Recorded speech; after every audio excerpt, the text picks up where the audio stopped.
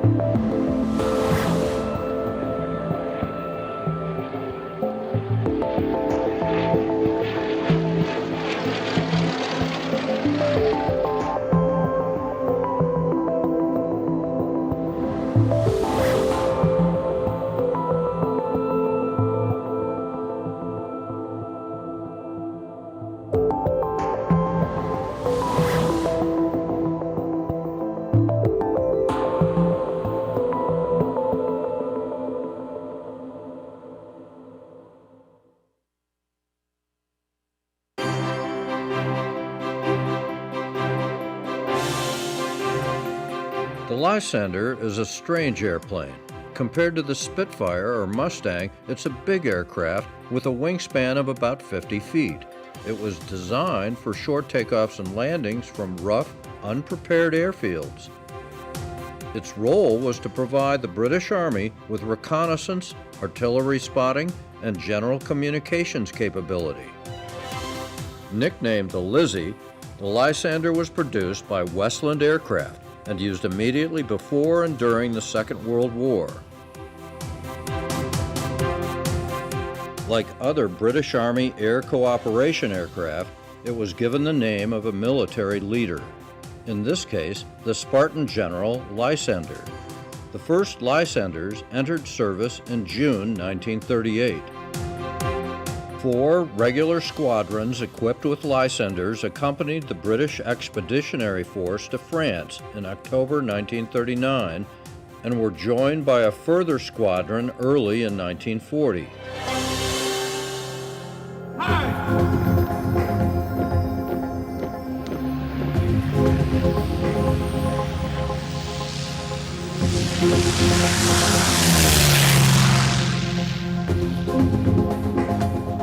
Following the German invasion of France and the Low Countries on the 10th of May 1940, Lysanders were put into action as spotters and light bombers. In spite of occasional victories against German aircraft, they made very easy targets for the Luftwaffe, even when escorted by Hurricanes.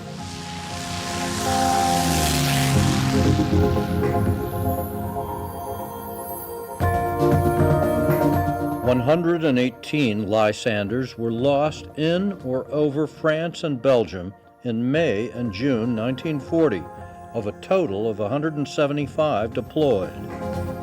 With the fall of France, it was clear that the type was unsuitable for the Coastal Patrol and Army cooperation role, being described by Air Marshal Arthur Barrett, Commander-in-Chief of the British Air Forces in France, as quite unsuited to the task. Once France was lost, the Westland Lysander was retasked with special duties and was used with great success, making clandestine flights into occupied territory at night on secret missions vital to the outcome of World War II to place or recover agents, particularly in occupied France with the help of the French resistance. The Lysander introduced STAL, short takeoff and landing capability crucial to today's military, long before the term was coined. As a flagship for spying missions behind the lines, it had no equal. a small lone aircraft winging through the night into enemy skies with little fanfare, except for perhaps diversionary missions by other aircraft in order to attract attention. This was stealth technology in the 1940s during World War II, and Westland Lysanders flown by the RAF were one of the original stealth aircraft. Restorer Mike Potter bought Lysander Charlie Foxtrot Victor Zulu Zulu from a Saskatchewan farm. Used briefly post-war as a crop duster, it had languished for decades until being largely restored by a Saskatchewan collection and warbird restorer, Harry Wariat, the man who also began the restoration on the Hawker Hurricane 12, joining us today. The Lysander is currently owned by John Carswell of Toronto, whose father, Andy Carswell, flew them with the RCAF. Pilot Dave Hatfield has said that flying a Lysander is truly a remarkable experience. One gets the feeling that with 20 hours or so in the airplane, you could do amazing things with it. Too bad they were never put on floats. Bush flying with a Lysander would be eye-opening.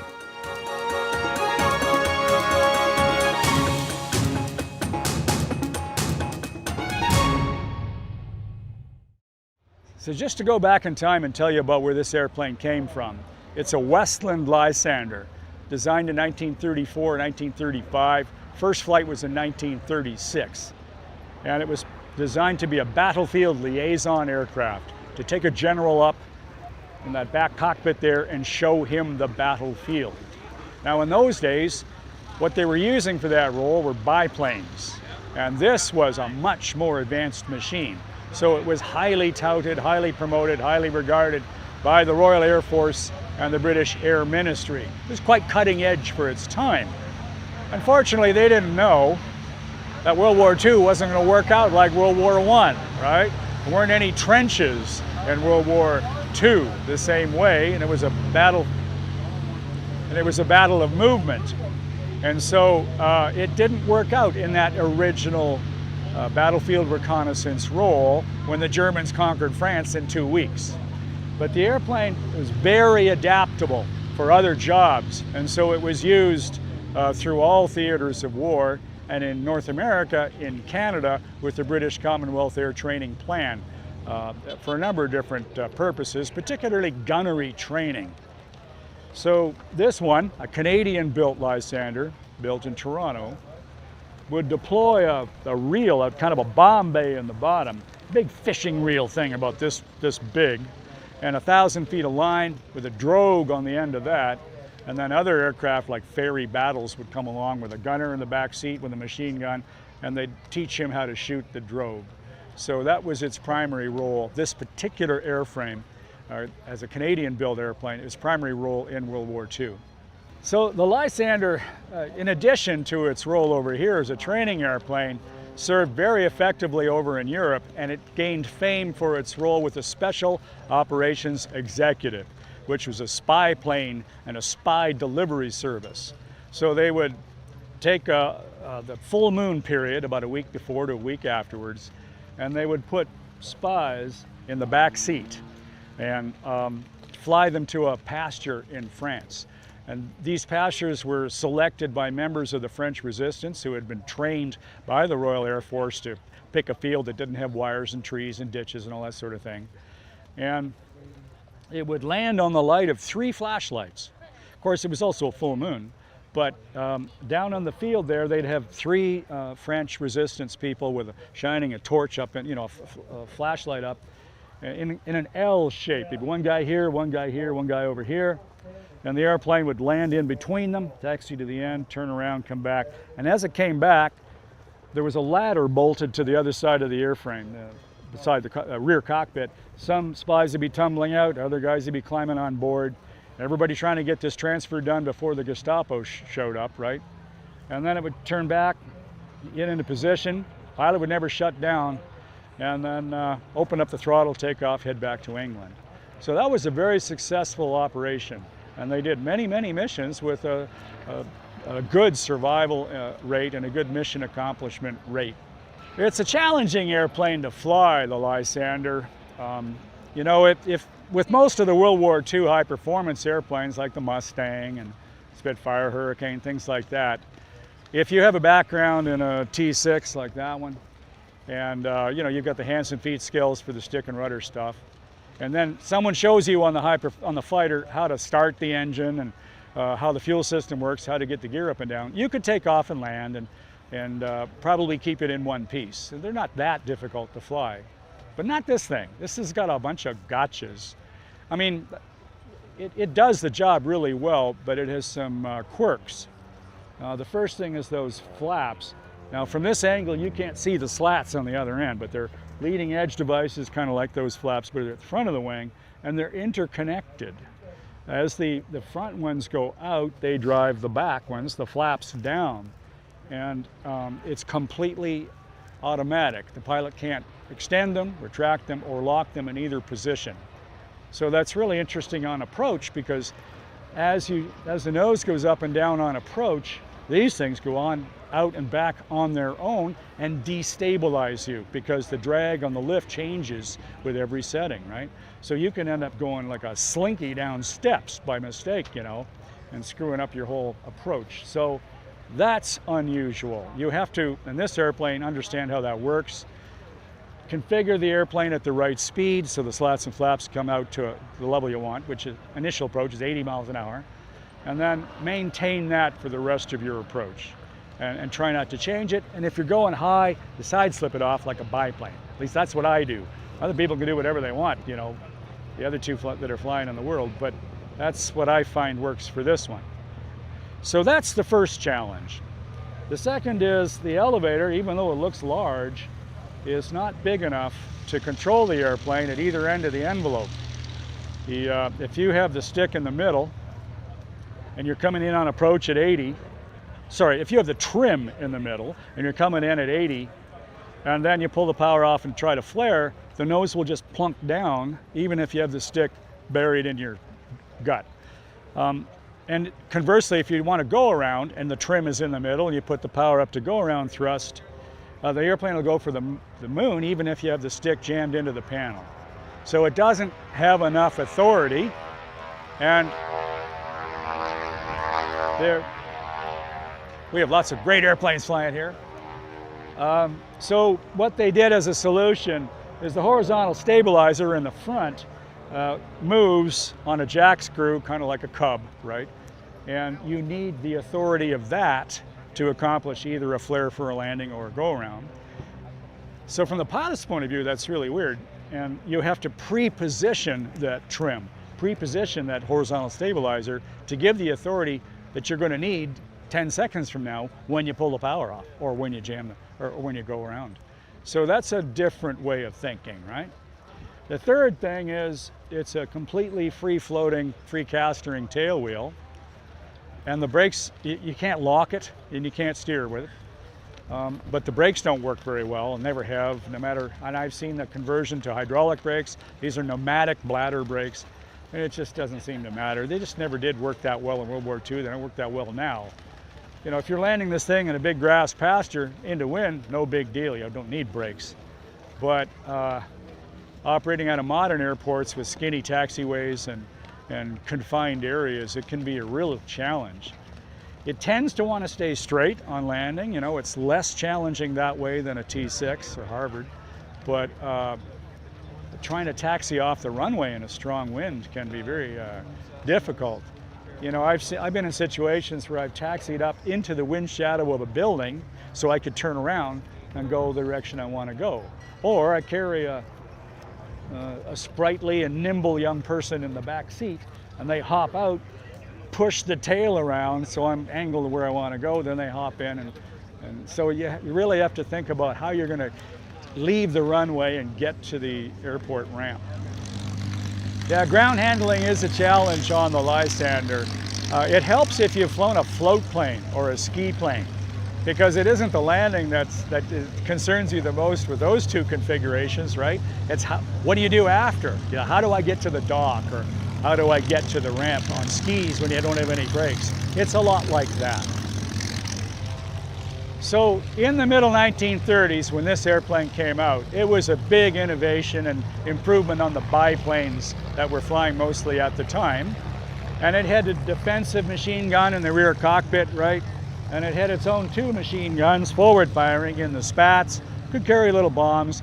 And the Air Ministry and the Royal Air Force at the time thought it was going to be a great and efficient multi-purpose aircraft, be a bit of a bomber, a bit of a fighter, and a bit of an observation airplane. But they didn't understand or didn't prepare for how much aircraft were evolving, how quickly that process was taking place in the late 30s, early 40s. So they sent about 170, I think, of these to France before the Germans invaded. And they didn't understand the Germans were going to conquer France in 2 weeks, right? Which is what happened. And during that period, the 109s, the Messerschmitt 109s, shot these down frequently. And I think 118 of them were lost during that whole battle. So it was not successful in a battlefield reconnaissance role. But it's a very flexible airframe and structure and capable. It's got a big engine, it's got a big wing, so you could do lots of other things with it, including dropping off spies. They also had a little winglet that go out from those wheel pants, or spats as they call them, and you could mount a air-sea rescue raft under that. And they flew over the channel and dropped rafts to pilots or you know, merchant seamen who had been sunk by E-boats and submarines and things like that, mines. So it was a search and rescue aircraft. As I mentioned earlier, it towed a long drogue for gunnery training. They were used in North Africa for all kinds of liaison there, for delivering parts and people to the squadrons out in the Western Desert. And yeah, it served right to the end of the war. They made about 1,800 of them total, including 220 in Canada.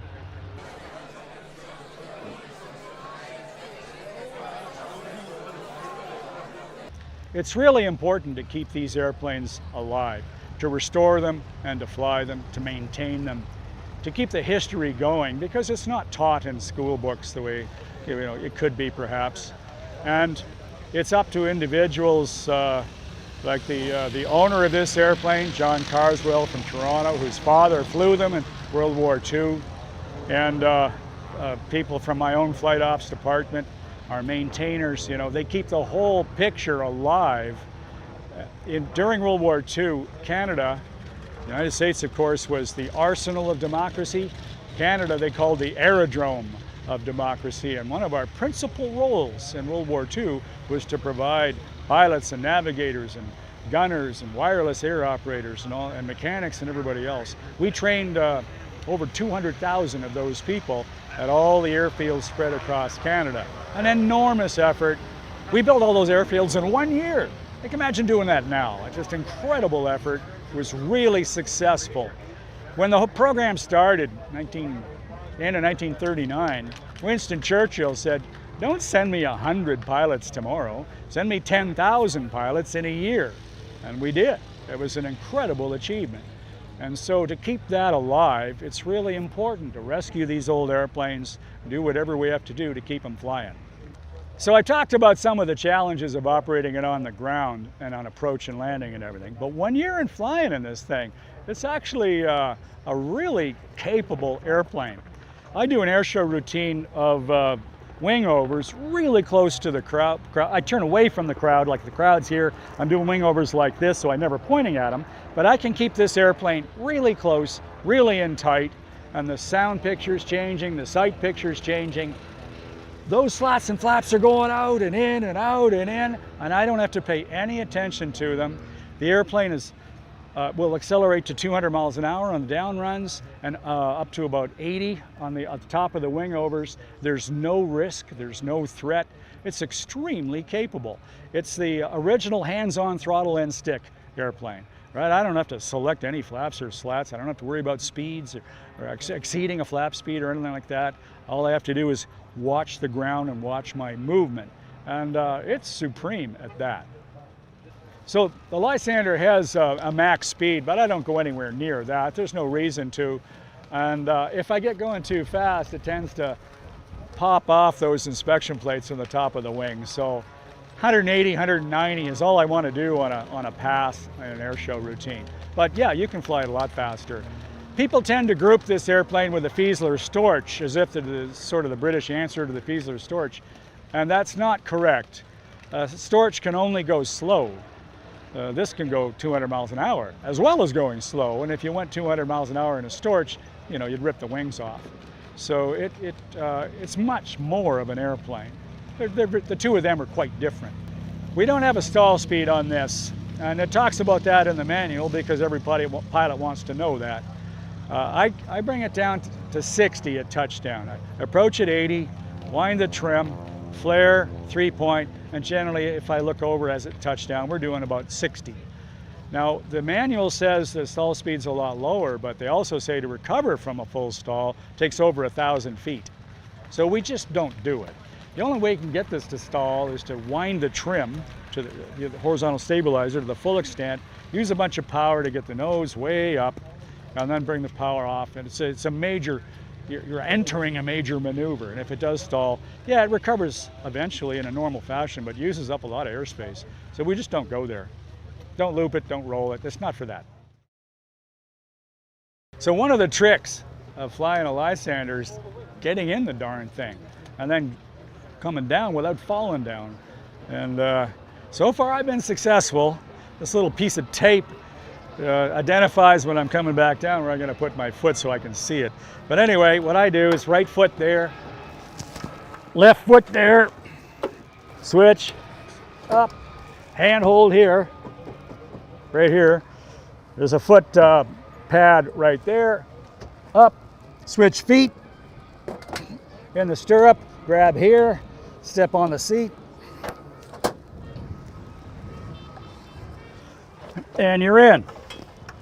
And you're a long way up. You really are. The seat also goes up and down. I'm at the highest, and you can taxi it looking over the nose, standing up in the seat, because you've got a hand grip here for brakes. You know, it's a British brake system with the spade grip and a hand grip for the brakes. So yeah, it's an interesting airplane to mount. It's like climbing the rigging on a square rig ship. We come down here and there are many, many of these fasteners. You can call them Zeus fasteners, but they're not. They're related, but they're a British version.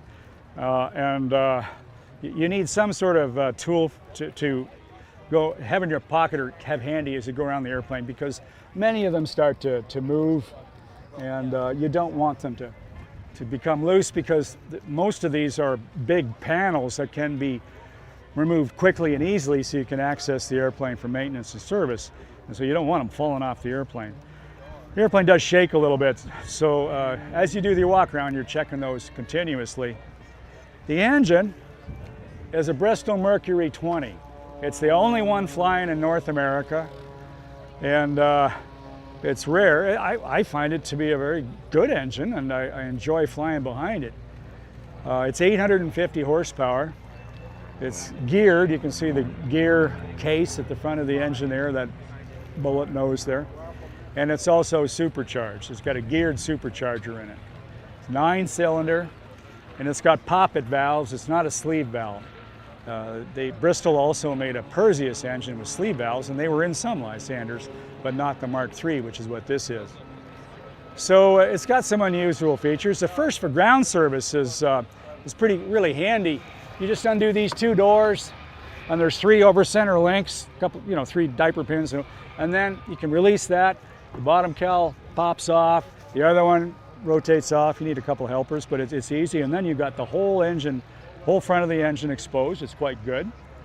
And it's an external valve. The valve heads the valve stems and springs are exposed. So it's very easy to see if you've got a broken valve spring or you've got a sticky valve. Like, it's a really quick and easy check. I like that, even though it spreads a lot of oil and you have to grease the, you have to lubricate those, the rocker arms every once in a while.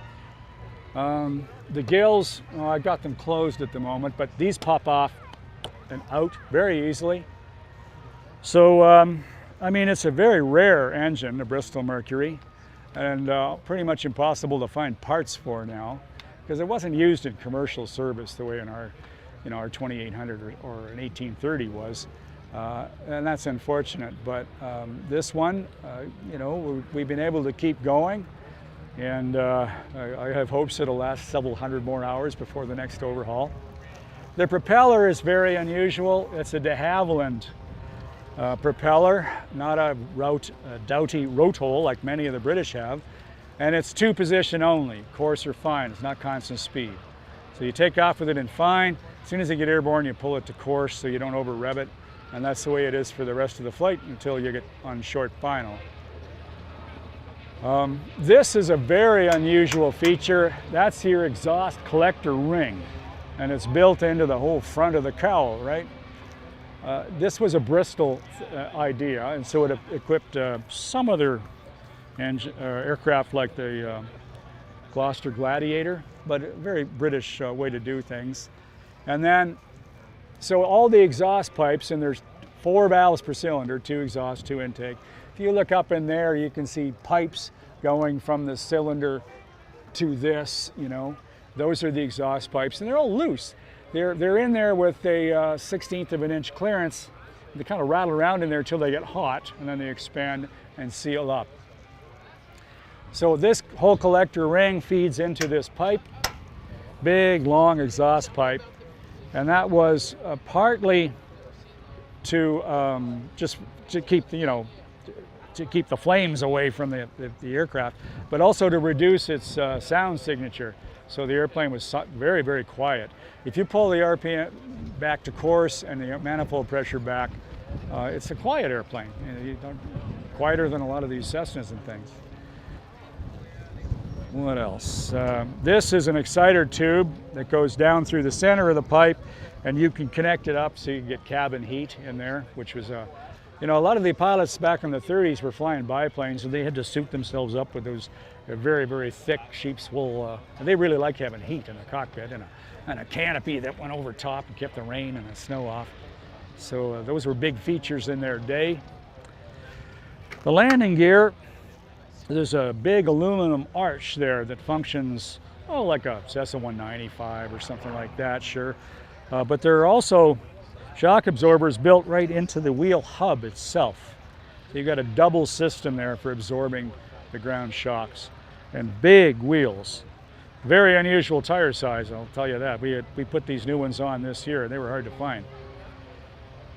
Big landing lights. And the aircraft also had parachute flare tubes in the back. The pilot could deploy them.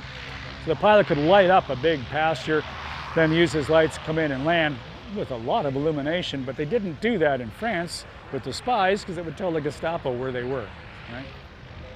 However, the capability is there. This is where the 303 machine guns were.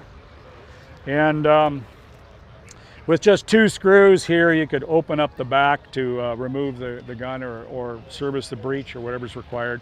The ammunition belts fed down from there. This panel is easily removed, and they could put a stub wing here and then mount little bombs on it or air sea rescue rafts or whatever is required. They even did some mail drops and mail pickups, you know, while flying in North Africa. So that's you know, during the walk around, I'm looking at the gear, making sure all the fasteners are in place, making sure the tires are solid. Lots of inspection panels in the wing. You know, they wanted to be able to service that flap slat mechanism, so that's why all those are moved. Those hinge down panels are there so you can access the inside of the wing. Moving farther aft, you can see the different construction of the aircraft. These panels remove very easily, and that gives you total access to the inside of the airplane. It's really quite remarkable. This is an original panel, but of course we have some modern electronic components in there, but we kept the original. This is a rack for Very pistols, you know, signaling pistols. And there's a tube at the top. Put the pistol, the barrel in there, and shoot the colors of the day, so you don't get shot down by the, you know, the anti-aircraft units on your own side. These are the push tubes for the elevator, right? and the rudder. So when you're loading the airplane up and baggage, everything has to be secured in there so nothing can contact these two tubes. Now the structure, it's really unique. It's very solid tubing with, and up here, this is the Hawker way, the British way of joining tubes with rivets, right? They square off the tube. Some of the tubes are round and they square off the end. And then you've got rivets here with spacers in between so you can't collapse them.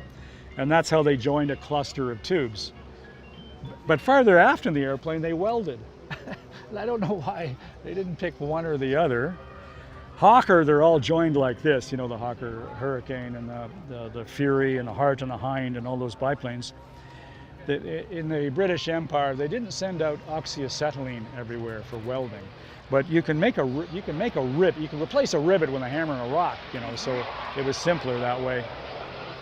So you've got this steel structure, and then you've got wood to give it shape, and then fabric. So it's very, very, very light. But you have to be very careful on the walk around that everything's pinned in place, or you'll lose one of these. And they're awfully hard to replace.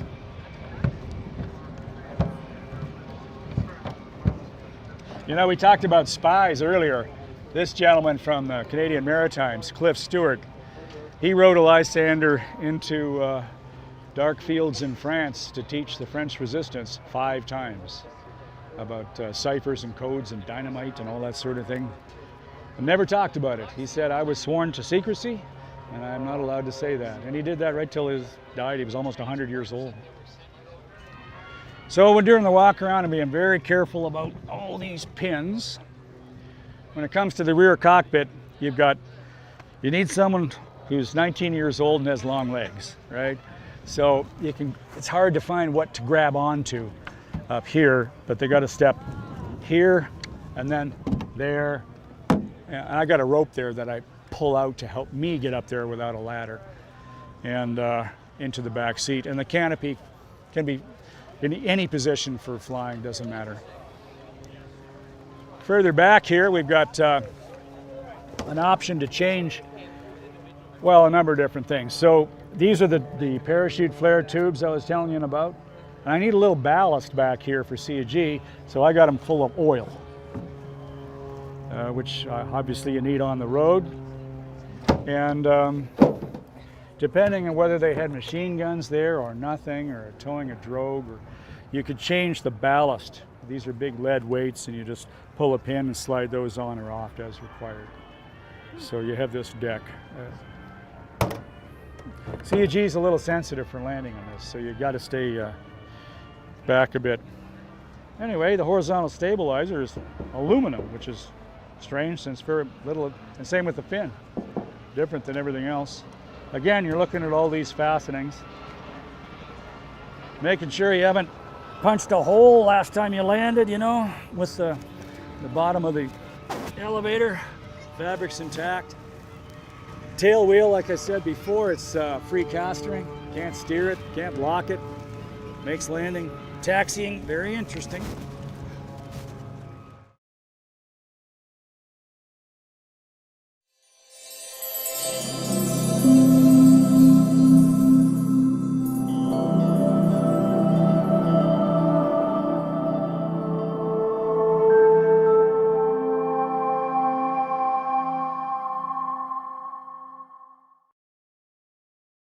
Thanks for coming.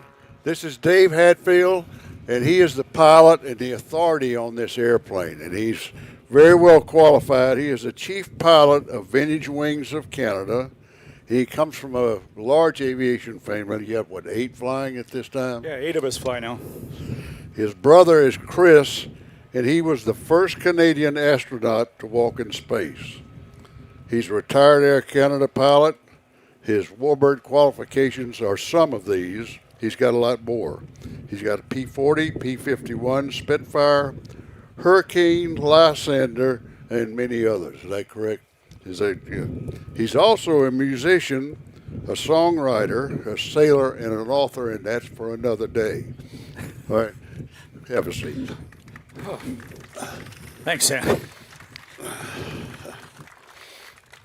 Dave, this is to say the least, a very unique airplane, and part of the history was covered up here in the Jumbotron. But would you kind of elaborate on the development of this airplane, why it was developed? Sure. So this was designed in the middle 1930s, when most air forces in the world, and particularly the Royal Air Force, were flying biplanes, and they wanted a battlefield observation and utility airplane to be in place for the next war. And so Westland took the unusual step of actually going to the pilots of the Royal Air Force and saying, what would you like in an airplane of that kind, and canvassed all the responses and put them together into the design of this airplane.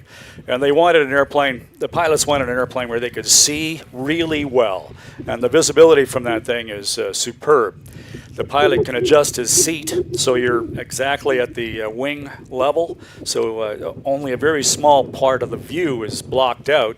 You can see above, you can see below. The windows come way down, so you just a little bit of angle of bank, you have a perfect view. And of course, it's the same for the person in the back seat. So if you're taking up a general or something to show him the front lines, he could see everything very clearly. The other thing the pilots wanted was really good STOL characteristics, short takeoff and landing, so that they could land very close to the battlefield.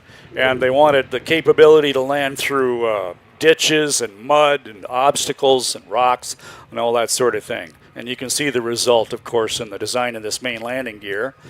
They wanted heat. They wanted a canopy, all those things you don't necessarily have in a biplane. They wanted an engine with a self-starter because, those Hawker biplanes from the 1930s didn't have a starter in the Kestrel engines. They had a Model T type of contraption that would spin up the propeller called a Huck starter. So all these things were put together by the Westland team, and they came up with this design. It looks a little unusual to our eyeball, but in 1935 it was innovation and cutting edge. Well, how about the specifications on the airplane? Specifications? Yeah, I thought the engine and Yeah, range. well, it's a big airplane, as you can see, a 50-foot wingspan. It's heavy, but you can make it maneuver. It's very light on the rudders, sort of normal in pitch for the range that you can actually control it in, and a little bit heavy in the ailerons, but you can make it move, you can make it cavort. Shall I talk about the flaps and slats? Let's go ahead and talk about it. So the most unusual feature that they designed into the airplane. Hey, Xavier, would you come down here? This is one of our support team members, Xavier from Quebec and from Vintage Wings. If you wouldn't mind climbing up on that side, and he'll show you how the flaps and slats work. And this is really unique. Now, leading edge slats, the ones on the front of the wing, are in two sections. And yeah, the hardest thing is not falling off that airplane, to be honest. I've been flying it around for 6-7 years now, and I haven't fallen off yet, and I'm really proud of that. But anyway, pardon? If that wasn't you, we'd be calling an ambulance. Yeah. So many airplanes have leading edge slats, and they're activated totally by the airflow. But in this airplane, they're linked to the flaps through some very clever gearing and chains and springs and that sort of thing. They're cross-controlled or cross-linked so that they can't go out asymmetrically and give you a roll, which you wouldn't want. They don't come out in any gradations. They just come out very smoothly. So as you decelerate, starting at about 105 miles an hour, the way this airplane is rigged, they start creeping out. And they're completely out by the time you flare and touch down at about 60. So it's very transparent as a pilot. You can't select them, you can't lock them in, can't lock them out, can't extend them, can't retract them. They're completely automatic. And that has some really interesting ramifications for when you're on approach. Well, does it change your pitch attitude? Yeah, thanks, Xavier. So, yeah, as you change your pitch attitude, you change the the lift vector, which influences where the slots and flaps go. So if you're, it has some strange characteristics. If you're on approach and you're just a little high, the tendency is to lower the nose.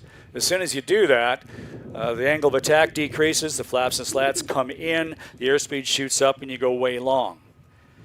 On the converse side, if you're a little bit short, you pull the nose up, angle of attack increases, they deploy to the maximum, the speed drops, you start this tremendous descent rate, and then if you goose the throttle, the Bristol Mercury has a really unusual accelerator pump. It's over-muscled, much bigger than it has to be in the carburetor, and you get what's called a rich cut. So the engine quits just when you're coming down like a ton of bricks. And there are lots of World War II pictures of these things plonked down onto the ground 300 feet short of the runway with the wings draped over them. So it's unusual, this whole flaps and slats thing. Now, when you're just maneuvering, like over a battlefield, or as you saw in the video at an air show display, it's a piece of cake. It's great. It's wonderful. It's the original hands-on throttle and stick. You don't have to deploy anything. But in this landing environment, you can't move the nose up and down on approach. It just destabilizes everything.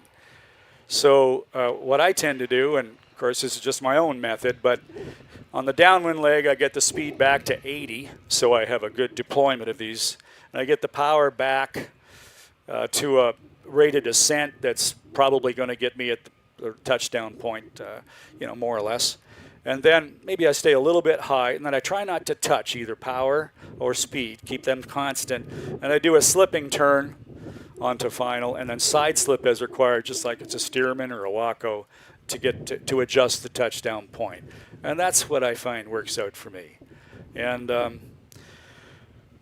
generally it's a three-point landing, and the airplane likes to do that. It does that better than a wheeler, and it tends to stay straight. So those are good characteristics, and that's what I worked out how to land the thing. While you're talking about that, you mentioned to me yesterday that an average warbird pilot that's got a lot of time in a T6 or something, they could normally just transfer into a P-51 or P-47, but this airplane doesn't work that way. Is that correct? That's right.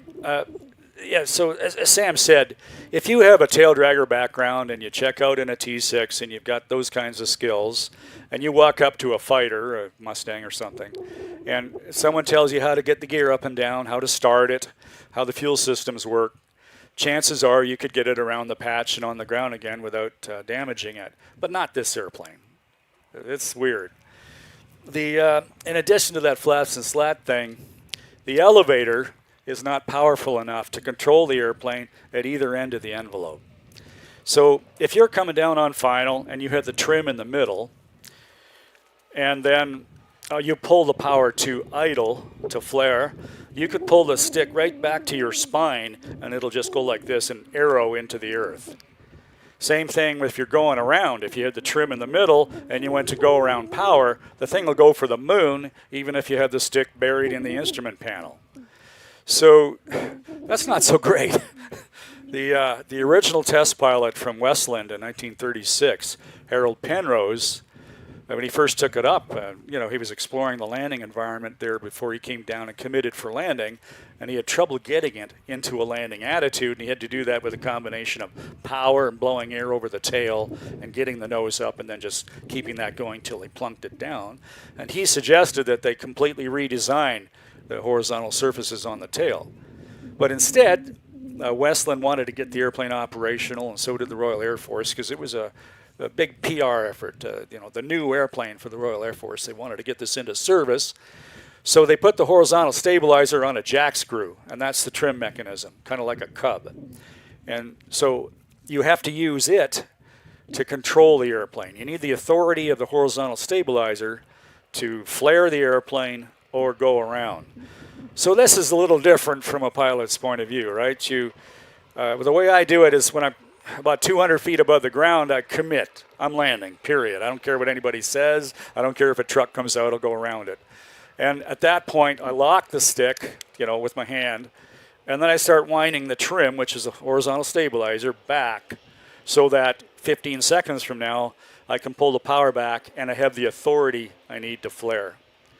So that's a very different way of operating an airplane. So. You've got to think what you're going to need, the control regime you're going to need in 15 or 20 seconds. Well, how did you figure that out the first time? I almost plunked it into the ground, right? And I went, whoa, that's not very good. I'm not doing that again. So I worked out with our chief pilot at the time, who was a very experienced test pilot, John Aitken, and he was a chief test pilot for the National Research Council of Canada, and we, worked out a regime and a way to fly it for takeoff and landing that suits the airplane. Well, tell us about the little guns up here on the spats. So these spats are really interesting. They're not just decorations. They house a bunch of mechanisms. I can get up here, right? Sure. So this is where the 303 machine guns were, one on each side. And 2 screws, you can open up this and expose the breech mechanism of the gun and remove it. This was the belt feed down for it. So when they went to France in 1940, they had carried guns, and the guy in the back seat had a machine gun for defensive fire. So that was one option for that.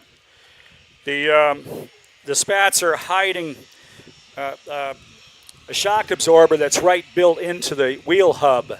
So not only do we have the flex of the whole arch of the gear leg, but you've got a shock absorber built right into these big wheels too. So that really helps on the rough ground. And then these this plate could be removed, and then a little stub wing would come out, and they could hang small bombs off that, or life raft, and they use this for search and rescue in the English Channel. And if there was a pilot floating down there with a life jacket, they could drop a raft, a safety raft, a rescue raft to him. So it was a very flexible airplane. You could configure it for a lot of different jobs. So in the video up here, it said it was not successful as in liaison, if you want to call it that. Could you extemporate on? Sorry, what? About it was not successful as far as liaison earlier in the war. Sure. When they designed the airplane, they figured that the next war would be kind of like the last war, right? It would be a bit like World War I with trenches and fixed fighting lines, and so this would be great for taking a general up to see what's what. However, of course, nobody expected that the Germans would conquer France in 2 weeks in May of 1940, and that the battle was a battle of movement. So there wasn't really the role for this airplane, and it couldn't defend itself against the Messerschmitt 109s. It wasn't successful in that role. But it's such a flexible airplane that they were able to use it for many other jobs afterwards. Well, and the clandestine, give us just a typical flight for a clandestine flight. Yeah, so it was employed by the Special Operations Executive from 1942 to 1944. And this was Churchill's, one of Churchill's ideas and programs to support the French resistance, spies. In fact, there's a gentleman named on the side. I think you can see it on this side as well. Yeah, Cliff Stewart. His designation was W5, just like 007. He's a Canadian from the Maritimes who went in with Lysanders and back out again 5 different times, teaching the French resistance about dynamite and detonators and codes and ciphers and radios and all the stuff that they needed to function under the noses of the Gestapo. So this was the program, and they would land spies in France and then pick them up again later. So they operated in moonlight, about a week on either side of the full moon, and they would land in just a cow pasture in France that was suggested by the resistance. So these resistance fighters had already been to England. They'd been trained to select a field so the pilot wouldn't end up hitting trees or wires or end up in a ditch or something like that. So these fields were, supposed to be good for the airplane, for the pilot. But they landed in the dark. And even though this airplane has tremendous landing lights on either side, and it's got a chute in the back for parachute flares. The pilot can release a parachute flare and light up the whole world. They couldn't do that because that would tell the Gestapo where they were, right? So they landed on the light of 3 flashlights. So they'd have guys down there in the field shining flashlights up into the sky in an L formation. And the airplane would come in and land, towards the leg of the L, plunk it down onto the ground, turn around in the direction of the L, back taxi. As they back taxied, whoever was on board would be bailing out of the airplane, and they had a ladder welded to the this side, the port side of the airplane, an external ladder. So people will be climbing down, and then other people will be climbing back in. And the pilot, of course, he just wanted to spend the smallest amount of time on the ground before a trap was sprung or the Germans would show up with a truckload of guns. So he'd taxi back, they'd swing around, wouldn't shut down the engine, and off they'd go again. And this was a very successful program. They didn't lose very many airplanes. There's a tremendous book about it called We Landed by Moonlight by the fellow who led that program, Hugh Verity, and it's a real eye-opener.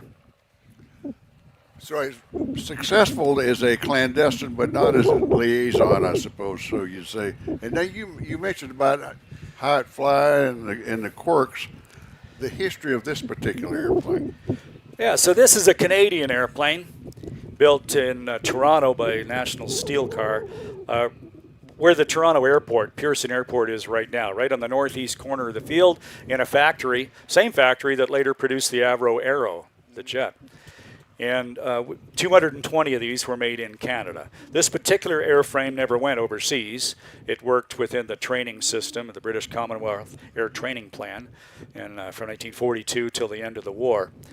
And it was used for a number of duties, including gunnery training. So there's a hatch under the center, kind of looks like Bombay doors. And you could open that, a big reel would go down, like a big fishing reel. They could let out 1,000 feet of line with a drogue on the end, and then other aircraft would fly up alongside and practice shooting that. So they were training the gunners for the Lancasters and those other aircraft. How about this particular paint job on this?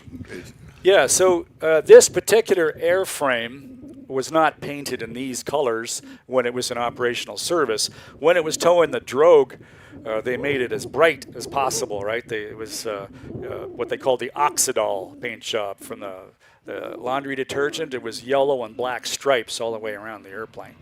And that was so that the gunners would shoot the drogue, not the airplane.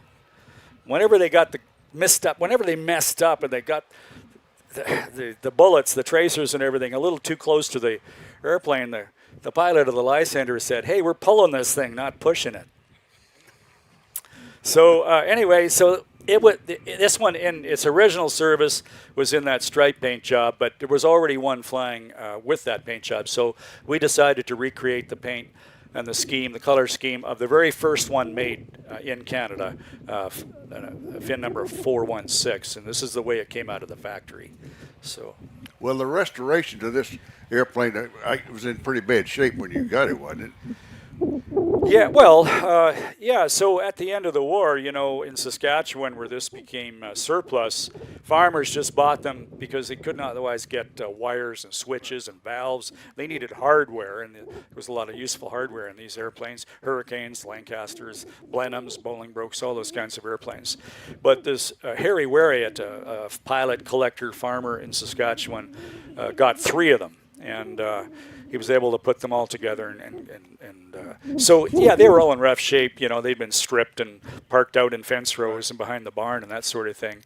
But you can replace wires and switches. The basic structure was very intact. And this airplane is a very original airplane. It's the opposite of a data plate restoration. We have all kinds of, most of the metal on this is original. All this stuff around the spats, I mean, that's not modern and made in a English wheel. That's all original. And these data plates, they were put there by the people in the factory there at National Steel in 1942. So when we got it, we stripped it and took it all apart and replaced some of the wood because it's a wooden structure. Let me just open this up for you.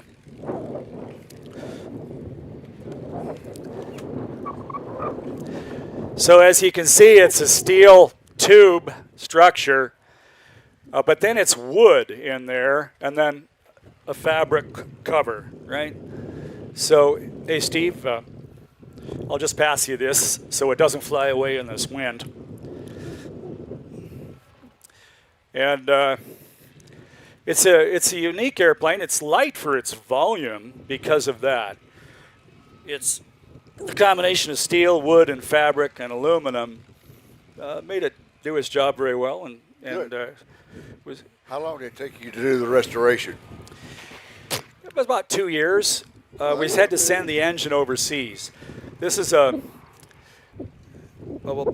terms of restoration, Steve, Terry, guys, stand up. We have some of the original restoration crew here, and they drove all the way from Ottawa to support the airplane. And Xavier, you stand up, and Robin, and the whole crew here. And then where's John and Jeff from Lysander Group? They're here taking pictures somewhere. Oh, there they are down there. Yeah, the people who've supporting the airplane now. So it was a big effort to. We had a big team. We had about 15 guys working steadily every weekend under the management of someone who had already restored one for the Hamilton Group. And yeah, they did a great job. Sometimes it was woodworking school, sometimes it was fabric school, but everybody enjoyed the experience. And everything's working just fine here 12 years later. Did you do just a little short walk around here? Not one of the big walk around, but a short walk around? A walk around? Yeah, and sure. Kind of show us what's going on. Well, let's see. Why don't you start the engine? Start the engine? Yeah. It's a Bristol Mercury, and it's the only one flying in North America. This is the only Lysander flying in North America. It's 850 horsepower, so it's quite powerful. It's kind of like a Wright 1820 that's in a B-17. It's a geared engine. That's the geared assembling at the front there, that bullet. And it's supercharged, got a geared supercharger. So it's actually a very powerful engine for its frontal area. And this propeller is not constant speed. It's a de Havilland propeller, and it's either coarse or fine. So that's the only selection you have in the cockpit. The hardest part about it is getting up and down without falling off. I can't really demonstrate that in the... I'll do it for the cameras because they can get me on this, but I'm sorry the airplane's in the way. But, I've learned over the years, I marked this first footstep with a piece of tape so I can find it, and there, and then I switch hands, and then I switch feet, and I grab it here, and I grab it there, switch feet again, other one goes in the stirrup, and then I'm up here ready to change the light bulbs for the airport light stands. So, it's a long way up. It really is. And I don't know. To get here, I think I was up and down about 200 times on this flight so far. But the point of view, the field of view you have is great. The seat goes way up and down. And then if you're taxiing around after landing, you can actually unhook your straps and stand up in the seat practically because it uses a hand brake. Right, it's not toe brakes. It's a pivoting rudder bar down there, and you squeeze the hand brakes. They're pneumatic brakes, and they're drum brakes, pneumatically powered, and you can steer it while your head is up high, and you can actually see where you're going. You can't do S turns in this like you can in a P-51. The tail wheel is free castering. You can't lock it straight. It's free castering. And the brakes don't work very well. So it's an interesting experience to taxi it around in these narrow taxiways. Initially, it was supposed to be operated out of a grass field, right? A big square 15-acre grass field, but you're always landing in the wind. You don't really need brakes, and it works great in that role. But for flying around in modern airports, I have to consider that I can often land situations where I can't taxi. So it's like flying a ski plane or a float plane. You have to think in your head as a pilot, what are you going to do after you land? How am I going to get to, where I have to go, the dock or the...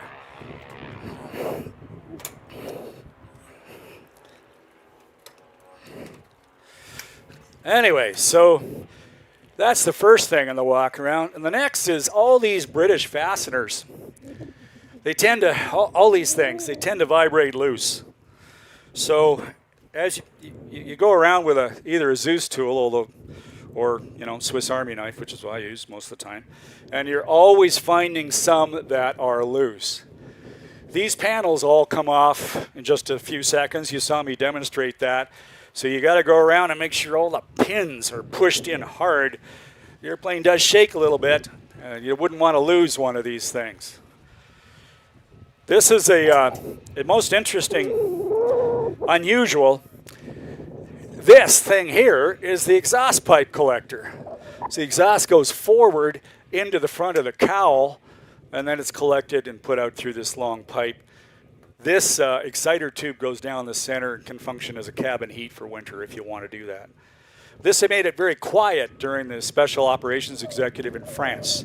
With the engine pulled back a little bit and all the exhaust going through this pipe, it was very quiet. You could fly over a village and no one would know you were there. After that, you go up, like we showed you earlier, make sure the flaps and slats are working well, working evenly and smoothly. And it's kind of like a regular walk around after that. Well, Dave, we really appreciate it. Thank you for bringing the airplane. Oh, Sam, it's a pleasure.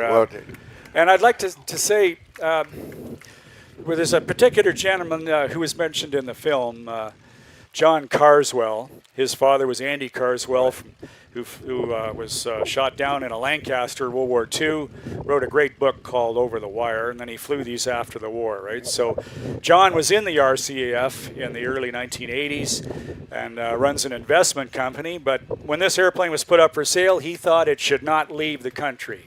So he went, he put, his money where his mouth was. He stepped up and he bought the airplane. So Jonathan and Jeff, they're the representatives of John Carswell. John couldn't make it. He's he's got a wedding to go to and some other concerns right now. But there's Jeff. Where's Jonathan? Oh, anyway, these sons. Anyway, they support the owner, and we really appreciate John for making this all happen and sending us out, even though he wasn't going to be able to join us. Yeah. Okay. How many veterans do we have? Please stand up. Let's recognize the veterans here. Veterans.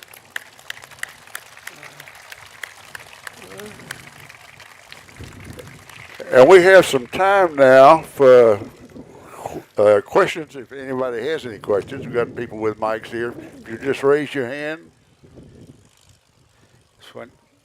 Oh, yeah, need a microphone. Good. Yeah. Curious. Hello. I'm just curious, you said this was the only one in North America. Any idea how many are flying worldwide? How many are left flying? There are 2 flying in the UK. One at Duxford, and I believe you can go for a ride in that if you want. And then one at the Shuttleworth Collection in the UK. There's one being restored by Sabina in Belgium, but I don't know what stage it's at. There are quite a few in museums, but I'm just talking about flying airplanes. Over here. You mentioned that's the only British Mercury in North America, and I think you were going to go into it earlier as far as who did the engine work. You had to send it overseas. Could you go into that a little bit? Yeah, this engine is made out of unobtainium now. I mean, we didn't want to come here without a spare cylinder in a box in case we blew a jug, right? Could not find one. So It is a rare experience to fly a Bristol Mercury, and it's not going to last forever, you know. There are spares, but there are so few now that everyone who has them is hoarding them, just like I would. You can't blame them. And to find parts is really difficult. So, yeah, this was restored by John Romain's outfit, ARC at Duxford. This engine was overhauled, was zero-timed in about 2008, and it only has about 100 hours on it. And I suspect it'll go 400 or 500 hours at the power settings that I'm using. So I think we still have time on it. And who knows, that'll be a number of years before we have to overhaul it again, I hope. Let me see, where's wood? Where's wood? Yeah. And maybe there will be more parts available by then. I sure hope so. Can you speak about pilot training, and can it be flown from the back seats? I'm sorry, Can you speak about pilot training for their aircraft, and can it be flown from the back seats? Yeah, well, pilot training in this is a big conundrum, right? Because it flies differently from everything else. And in the British Commonwealth Air Training Plan, just like here in the States, generally the pilot maker was the T6, the Harvard, right? But it's not really good preparation for this, and that's why there are lots of pictures of crashed Lysanders by the side of the runway from that period. So what I found most useful is to get into the British frame of mind. British airplanes are different from North American airplanes. Not better, not worse, but different. You know, you look at the turn and bank instrument, which is a great big thing. It's got 2 pointers on it, and the top one is the ball, not the bottom one, right? You got to get used to little things like that. You got to get used to a no-brake kind of an airplane. So if you've ever flown a Moth that has, it's a British one, that has no brakes and just a tail skid, that's good trainer. You have to do the research and get the briefings and understand the foibles of this airplane before you fly it. But it's handy if you've been flying oddball types where you don't have good brakes and you don't have good steering. Crosswind landings. Sorry? Crosswind landings. Crosswind landing. It's actually not bad in a crosswind. The rudder is quite effective, and you generally just 2-point it, like a side slip and a 3-point landing, except you're touching down on the upwind main and on the tail wheel. You can wheel land it, but there's a lot of bounce in this structure. It's kind of like landing a Citabria. You know, any energy you feed into it is coming right back at you, and you get thrown back up into the air. It tends to track pretty straight. So I'm comfortable on a cross country with a 10-knot crosswind. I could probably do a little more, but I'd rather not. What speed? Well, I come in at 80, but you're going to touch down at about 60. Yeah, miles an hour. Yeah. I'd be touching down at about 60, 65. And but it's funny, these brakes are never the same. Like always one brake's a little better than the other. So sometimes if the wind's between 2 runways, you'll pick the one where if you have to use brake to stay straight, you got the better brake, right? So again, you're thinking about what you're going to do after you touch down before you commit to it. And there are times you can land this airplane and you can't taxi it. So, if it's a strong wind, you can land directly into it, and that's great, but you have a heck of a time doing a 180, right? And I often take somebody like Xavier in the back seat so he can jump out, put his shoulder to the back of the airplane, turn it around so I'm on the vector I want, and then he pops back in and we taxi towards the ramp. It's an awkward thing, on a windy day. Yeah, here at Oshkosh, I'd get towed out to the runway or very close to it. Yes, sir. The Mercury's a sleeve valve engine? No, Bristol made both, right? And the Lysander 2 had a Perseus, which was a sleeve valve. This is the Lysander 3, and these are poppet valve engines with the Bristol Mercury. There's 4 valves on each cylinder, like 2 exhaust, 2 intake, and they're exposed valve stems, which is actually pretty handy if you're trying to diagnose whether or not you got a stuck valve, and I was in that situation coming out here. These cowlings come off quite simply. They take a couple of people because they're big and clumsy, but just a couple of diaper pins and big over-center hooks, and then boom, you got one off, boom, you got the other off. And then you got all 9 cylinders exposed, and then you can close the valve and then just put a wooden handle on the end of the stem and push it and make sure it's not stuck. Very simple and very good. I like that aspect of the design. They did operate some in Canada with the sleeve valve engine, the Perseus, but they're hard to operate in the cold of a Canadian winter because the sleeves tend to gum up and hard to keep them warm enough to run. Are you going to fly it in the show? I hope so. I think today's a jet day, right? Besides which, I'm not at the briefing, but we'll see about tomorrow. And I'd like to fly it very much in the show, but as I say, it depends on the wind. And a day like this, I'd be reluctant to do it. There was a second one in Canada that was yellow and black, and you mentioned this was the only Yes. one. What happened to it? Well, it suffered an engine failure. Yeah, I was flying this one around that year, and the pilot's here on the grounds. I don't know, Rick, are you in the stands? Okay, he's a judge here, so he's probably doing some of that kind of work today. And he said it went from smooth, calm, lovely day to crunch, and prop stopped in about 5 seconds as the engine ate itself inside. So then he had to dead stick it in, and salvage the airframe. He didn't have the best choices. He was in an area with a lot of power lines and windmills. So he got down fine, and both himself and the passenger were 100%, fine, no problem. But one of these gave way, so they haven't restored the airplane yet. I mean, it's all very doable, but it's just a question. Museums have priorities about what they're going to. So if there's a donor who wants to sponsor that restoration in the audience, there's an opportunity there. Yes, sir. Yeah, a question. Would you ever consider modifying anything for like the brakes to, re-engineering anything, or for the turning with maybe putting some baffles or something? Well, this airplane that was the question was just asked about, the one from Hamilton, they put hydraulic brakes on it, and it was just as bad. It's something to do with the architecture of this whole. Did they put toe brakes on it also, or just it's still the handle? I think they still use the handle, if I remember right, but they put basically the brakes off a Cessna 310 on it, I believe. Okay. And it didn't really help. Someone asked about the back. Just operating the canopy. The person in the back seat can open and close the canopy very easily, and you can do it at any speed. There's no limitation. Yes, sir. Yes, sir. When it was flown into an occupied country, how many people could they get in it?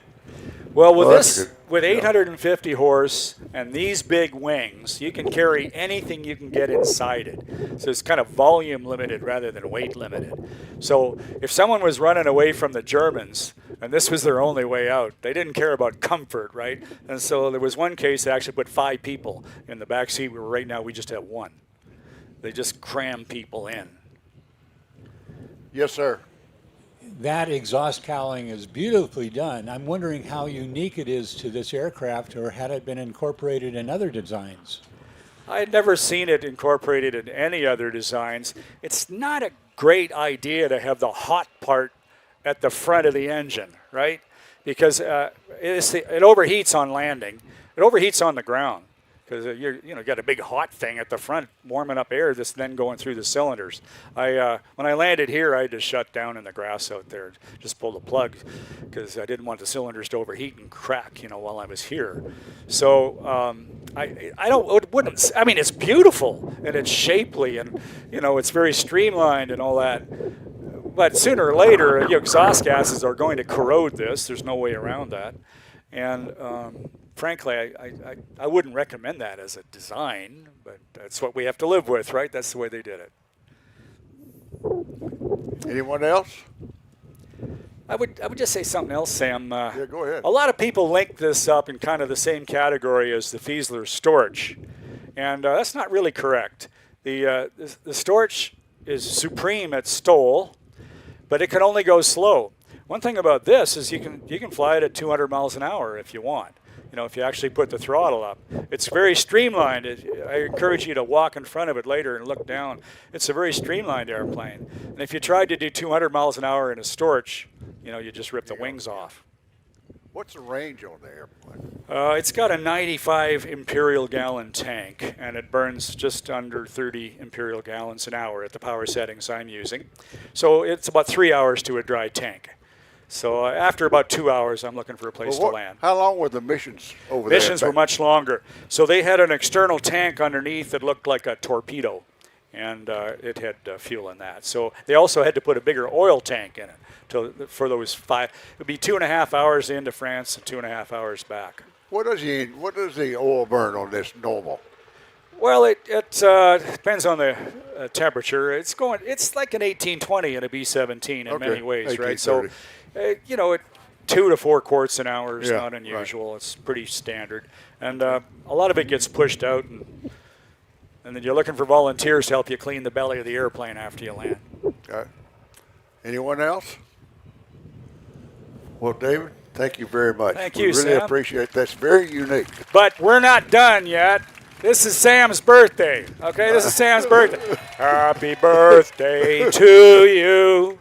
Happy birthday to you. Happy birthday, dear Sam. Happy birthday to you. A real professional singer, too. By the way, if you guys want to hear him sing, go on the YouTube and look up Dave Hatfield and look up, what is it, My Canada? One of them's called Canada. That's a good one. That's a good one. Canada, and it'll refer you to others. And it's he and his brother, the astronaut, are singing, and they're very good. We have a lot of fun. Anyway, Thank have you. a great time at Oshkosh.